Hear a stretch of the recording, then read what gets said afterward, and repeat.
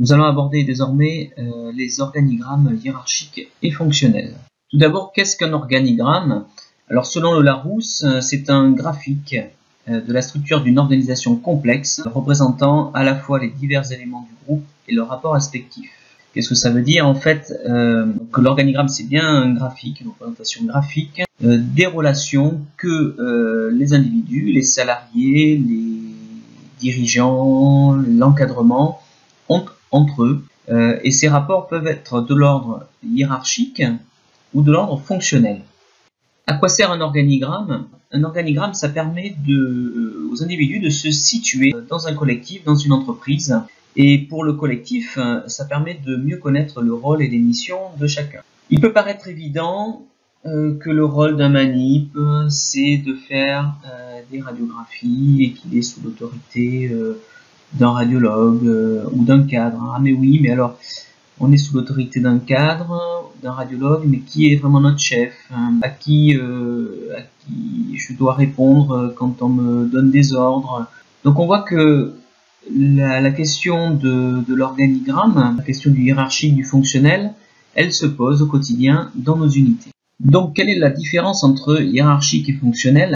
Alors l'organigramme hiérarchique, il repose sur les rapports hiérarchiques, la place de chacun et les rapports d'autorité. Donc la hiérarchie, c'est le droit qu'a un supérieur de donner des ordres à un subordonné, même en l'absence d'une disposition légale ou réglementaire. Dans la fonction publique, l'autorité hiérarchique est détenue par celui ou celle qui a le pouvoir de nomination, d'évaluation, de notation. De manière globale, la hiérarchie est détenue par l'employeur. Et dans les établissements publics, la hiérarchie, elle est au sommet de la hiérarchie, il y a le directeur de l'établissement, et ensuite par des strates intermédiaires entre directeur des soins, cadre supérieur de santé, cadre de santé, elle arrive jusqu'au manipulateur. Les radiologues, dans un secteur, dans le service public, n'ont pas d'autorité hiérarchique sur les manipulateurs radio. Ceci n'est pas le cas dans les cabinets privés où les radiologues peuvent être employeurs. À ce moment-là, ils seront effectivement des supérieurs hiérarchiques. Nous voyons bien donc d'une structure à une autre, en fonction de l'organigramme, les rapports entre individus ne vont pas être les mêmes. Et tout cela, il est nécessaire d'en tenir compte car ça peut avoir un impact dans les pratiques.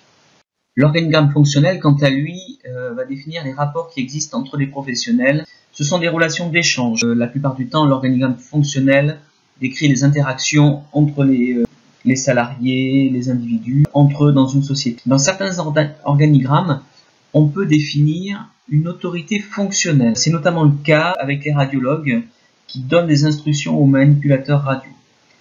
Dans un système hospitalier où ils n'ont pas de lien hiérarchique. Le manipulateur travaille sous l'autorité du radiologue. Cette autorité n'est donc pas hiérarchique. On peut donc dire qu'elle est fonctionnelle. Voici un exemple d'organigramme que l'on pourrait retrouver dans un service d'imagerie d'un centre hospitalier.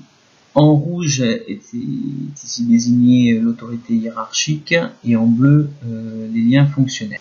Donc nous voyons bien ici que l'autorité hiérarchique au niveau des manips dépend de la direction générale, du directeur de l'établissement, et ensuite par délégation, il y a différentes strates, délégation d'autorité hiérarchique, d'une part par la direction des soins, ensuite au niveau des cadres supérieurs de santé, cadre de santé, et ensuite le manipulateur radio.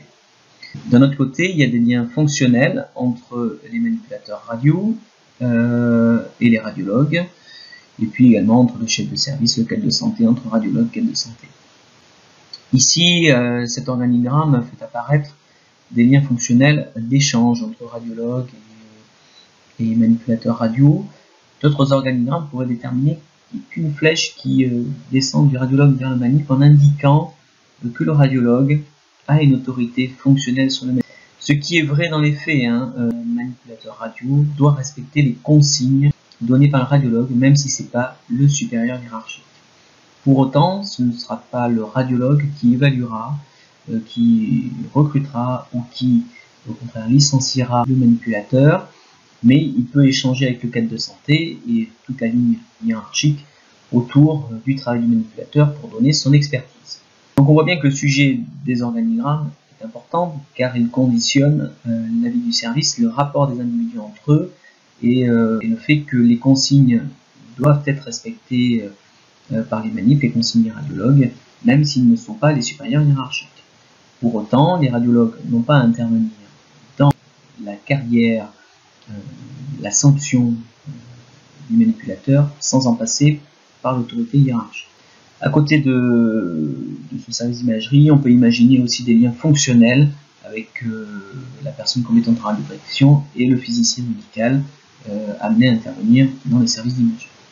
Autre exemple d'organigramme, qui celui-ci est beaucoup plus simple, mais qu'on rencontre généralement dans les cabinets, qu'ils soient plus ou moins gros, de radiologie. Ce sont des radiologues associés qui sont souvent à la tête de ces cabinets et donc qui sont l'employeur des manipulateurs radio.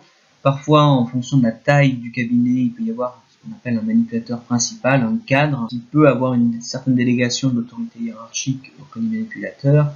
Mais on voit bien ici que les flèches fonctionnelles et hiérarchiques relient les radiologues aux manipulateurs.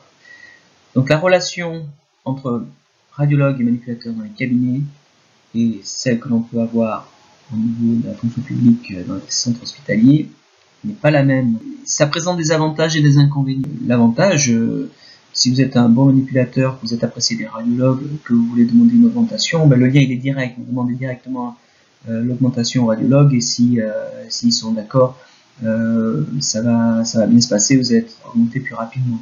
A l'inverse, dans les centres hospitaliers, le radiologue a beau être très content des manipulateurs, il peut demander à ce que le manipulateur soit revalorisé, mais tout ça dépendra de la ligne hiérarchique, et si la ligne hiérarchique n'est pas d'accord, peu importe la volonté du radiologue, cette action d'augmentation n'aura pas lieu. A contrario, dans les services d'imagerie publique, le fait que le radiologue ne soit pas sur la même ligne hiérarchique que le manipulateur permet au manipulateur de pouvoir se mettre en retrait si jamais il n'est pas d'accord avec une consigne du radiologue. Certes, il doit obéir aux directives, mais c'est plus facile de dire son désaccord si le radiologue n'est pas l'employeur. Ce qui n'est pas le cas dans les petits cabinets de radiologie. Il n'y a pas de schéma idéal, le rôle de chacun, les autorités soient bien définies. On y reviendra d'ailleurs dans une autre séquence, où on abordera justement le rôle, les missions, les rôles et les responsabilités des différents intervenants dans un service d'imagerie. Ce qu'il y a à retenir au niveau de l'organigramme, c'est que tout d'abord, il peut être composé de deux types de relations. Nos relations fonctionnelles et nos relations hiérarchiques. La relation hiérarchique, elle représente plutôt l'autorité de celui qui recrute, de celui qui évalue et qui peut éventuellement révoquer ou licencier, et les liens fonctionnels qui peuvent exister entre les professionnels. Mais ces liens fonctionnels peuvent aussi consister en une autorité fonctionnelle, par exemple celui du radiologue sur le manipulateur radio dans un service d'imagerie médicale dans un hôpital public. Il est important que chacun connaisse bien sa place dans l'établissement, ses rôles, ses missions, ses responsabilités. Et nous voyons bien que les organigrammes peuvent différer selon les structures, avec une influence sur la relation que les manipulateurs peuvent entretenir avec l'encadrement, avec les radiologues, et qui n'est pas sans impact sur la qualité et la gestion des risques au quotidien.